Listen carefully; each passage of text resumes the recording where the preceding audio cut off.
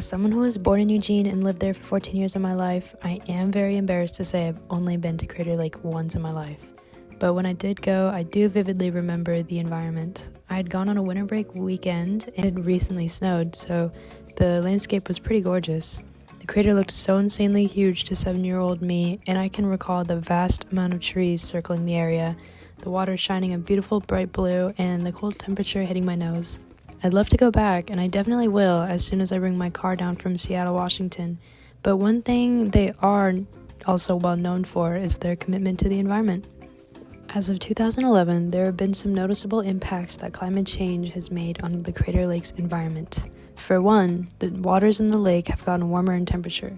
Since 1965, when monitoring began, surface temperatures in the summer had risen from 54 degrees Fahrenheit to 59 degrees Fahrenheit. Also, less snow has been falling during the winter. Since 1931, when rangers began keeping track, there have been a decline in the annual snowfall, going from an average of 1,560 centimeters or 614 inches to 1,204 centimeters or 474 inches. Most scientists agree that the reason for this is due to the burning of fossil fuels, and these greenhouse gases flow into the atmosphere and trap the heat in the air, leading to an increase in carbon dioxide in the upper atmosphere. It's been reported that since the Industrial Revolution, carbon dioxide in the atmosphere has increased by over 40%. Due to this great increase, the Earth's temperature has risen by more than 1.5 degrees Fahrenheit since 1880, damaging the ecosystems worldwide. Crater Lake is one of the many parks suffering from climate change, and to combat this, they made multiple efforts. One of the many actions Crater Lake has taken to fight climate change is improving the energy efficiency and usage in both old and new building complexes. They've developed honeycomb window coverings that work through weatherization, keeping the heat in and the cold out. They've also developed a plan for managing the areas of conditioned air within the buildings to minimize the use of unneeded energy for heating and cooling.